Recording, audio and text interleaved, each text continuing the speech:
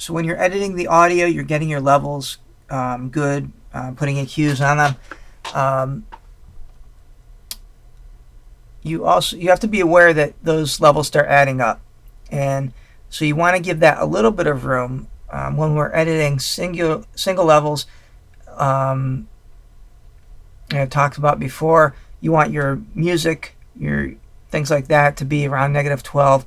Your voice can go up, -9, -6. You don't really want to go past that, because when you start adding in the ambient audio, together, that's going to add up.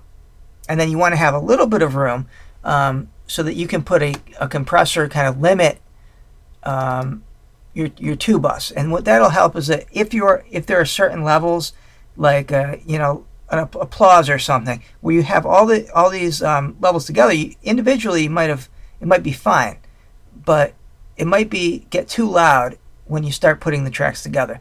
So there are two ways you can do that.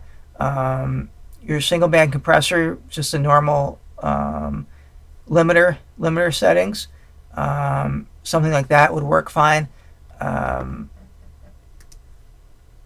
Another option,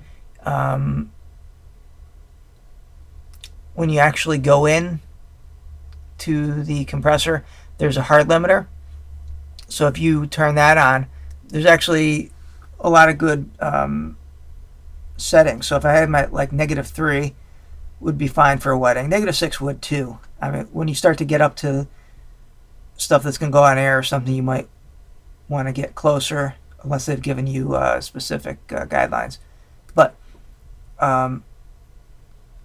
if we take like a -3, you're going to be safe. You're going to be safe. It's going to make sure you don't. While I was showering. It's never going to get above that point. But what's great about this is your master track. So anything you put in here is going to affect everything that goes through. So this is like the final point before it gets exported.